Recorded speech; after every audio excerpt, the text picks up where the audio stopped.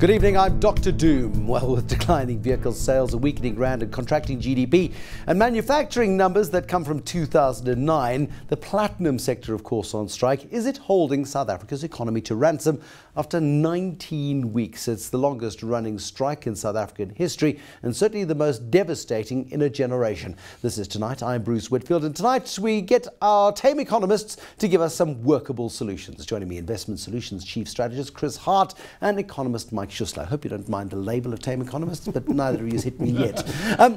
This is, and I say it flippantly, but it probably is the most devastating individual strike action in South Africa's, so at least the last 100 years since the 1922 miners' strike. Very much, and I think it also reflects that when strikes become protracted, the damage becomes quite obvious, and that there aren't any winners in the, in the aftermath of these things. And we can see this, that it's actually filtering through whole communities, not just the people directly involved in the strike. But you have the strike. You have people who may want to, may not want to strike. They're a microcosm of a microeconomy in their own right. They then have their immediate community, which is another one. Yes. But this is now spilling over into the macro economy. This is having an impact on growth. It's having an impact on the trade numbers, and it's going to have an impact on the rest of this year's performance for South Africa as a country. One needs to also understand in any economy there's wealth producing activity and wealth consuming activity.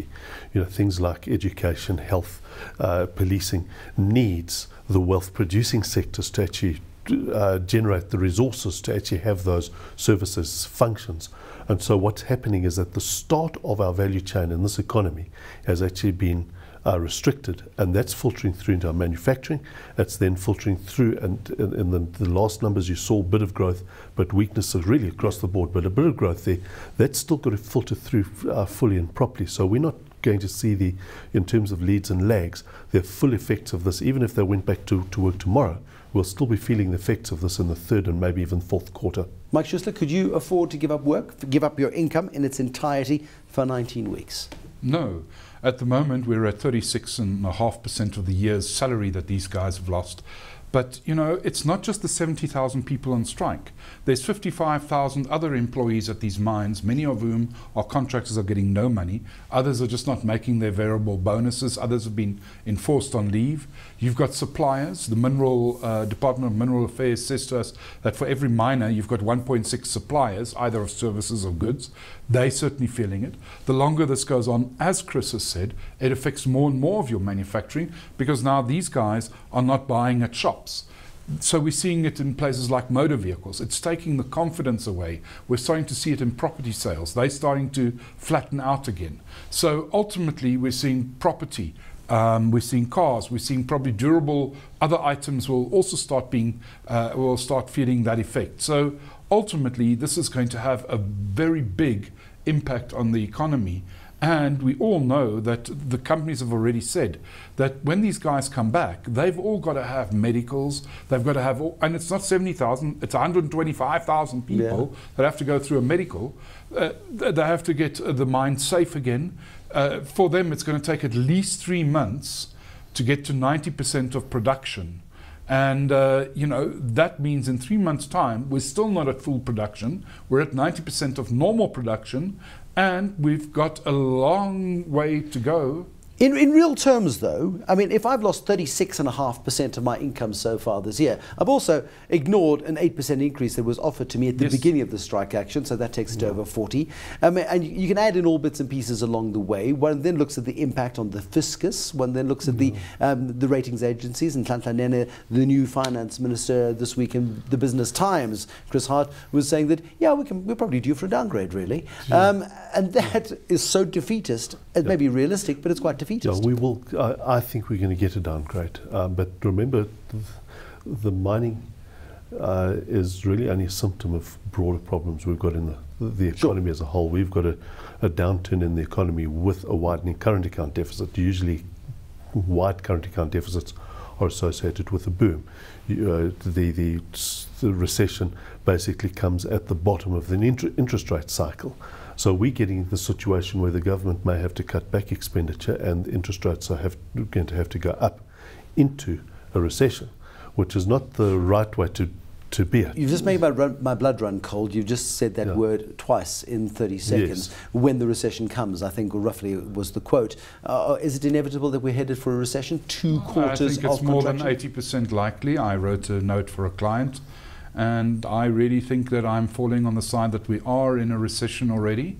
Yes. And as Chris said, you know, we've seen this growth with very low interest rates, but it didn't help pick up our growth for the last year or so. We've seen it with huge deficit spending from the government side of things on things like salaries. Our government salaries now make up 13.5% of GDP. We're beaten by some other countries like Lesotho, which we finance anyway. But ultimately, we're in the top 5. And that's just not feasible. Well, so it's nice I to be in think the we're top going to have 5 our of own something. own little crisis here. Okay, own little crisis. Define what you mean by own little crisis. What happens? Well, it's a very simple thing, as Chris has pointed out, because your interest rates are low already and you're falling, you see your GDP falling, you've also got at that stage a possibility of a downgrade, which will mean that the big pension funds are going to withdraw some of their money from our bond market, which weakens the rand, which lifts the inflation rate. So that enforces your interest rates upward to defend. And ultimately, at the other end, you have to contain that budget deficit that's growing. You have to make it smaller at a time when a recession is hitting you. That is a crisis. Is he being over pessimistic, Chris Hart? No, I think what we're trying to do is I'm known as an optimist. I know this. What we're trying to do is win a competition, and that competition is a drowning competition, and we are in the process of winning it. Awesome. Okay, and that's just the problem. But I would caution one thing, and that these things do go in cycles, and that we are, I think, at the point of what I call maximum pessimism. We're reaching that stage, and we in a natural cyclical upturn by the end of the year, early next year. So we need to put that in mind. The big question is whether we have a strong recovery phase or a weak recovery phase, and that will depend on a whole lot of things, politics being one of them, for instance. Are we going to be shifting back towards a more pragmatic economic policy, or are we going to continue to allow the loony left to actually take the economy, the direction of Argentina or Venezuela or No, Cuba? that's being overly pessimistic, surely. Well, that seems to be the role models, Hugo Chavez and others. Well, the point is that it's not what I call the pragmatic socialism that you've got, say, in some of your Nordic countries, where you say we want you to produce wealth so that we can extract it and spend it and all that. Here we say we want to extract the wealth, and the wealth producers are in fact the evil ones as well. So we need to actually really hammer our tax base and hammer thing a la Zimbabwe style. Now, we're not Zimbabwe. I know we're not Zimbabwe, but effectively it doesn't help. We need to have a more constructive environment where we actually at least do that. What's the first building block of this constructive environment? The building block is the National Development Plan. It is a centre-left plan. Let's not kid ourselves. Yeah. This is, in European terms, we'd put this in the social democrat type of area. Politics in this country, on economics, is discussed between the centre-left and the loony left. And unfortunately, that's the way it is. But the centre-left is something most people can live with, and we can generate a growth of 4-5% with that. Obviously, it's still subdued in terms of what the true potential is, but we will be a happier country for that. Cyril Ramaphosa has been put in charge of the National Development Plan. He's an influential guy, he's a powerful guy, he's a big guy who's big on consensus politics, he's a guy who's terribly pragmatic, he's a guy potentially who's in the wings to take over from the president. We need more than Cyril Ramaphosa. Yes, we do. It's quite clear.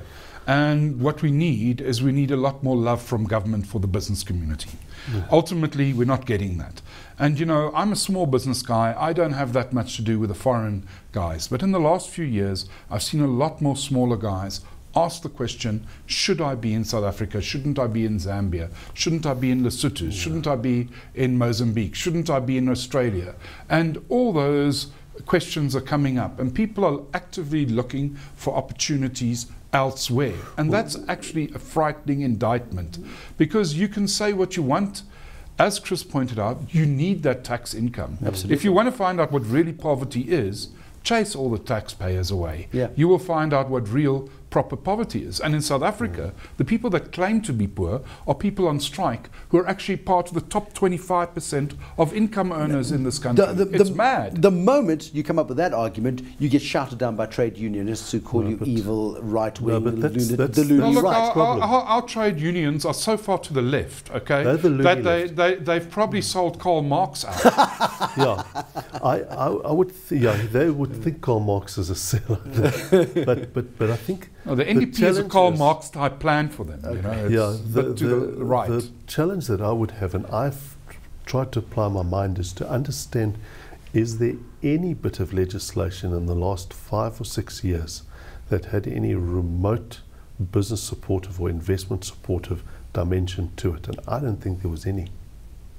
No, on the spur of the moment, I'm struggling. Yes, this recession is a dividend of the policy directions we've been taken over the last 5 years, particularly, and we need to reflect that. You can see that it's a 5-year slippery slope. Is it possible to turn a 5-year slippery slope around quite quickly? This is very much so.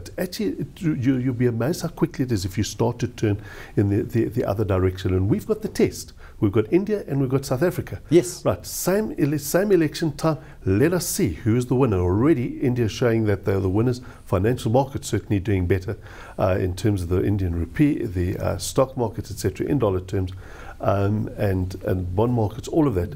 So it'll be interesting to actually see, whether we just experience the lesson or we learn the lesson. That's the critical thing.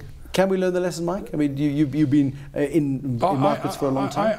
I think, we've got to get the real information out there, and we've got to live without the myths and the slogans. And the myths and the slogans are what's driving this thing very often more so than we believe. And now we've got this crazy situation where even the Communist Party is starting to realize that the guys further left to them, and I mean, you're talking about the one part of the left to the other part of the loony left to the furthest part of the loony left, now all having an argument as to who's really left. And what the tragedy is, we have no time left. No. Gentlemen, thank you very much for coming in. Nice to see you this evening. Investment Solutions Chief Strategist Chris Hart and Mike Schüssler from economists.co.za. It's depressing, it's gloomy, but it's something you need to know, and it's something we need to grasp the nettle of sooner rather than later. Thank you for watching. There'll be more tonight, tomorrow, if we're all still here. Good night and goodbye.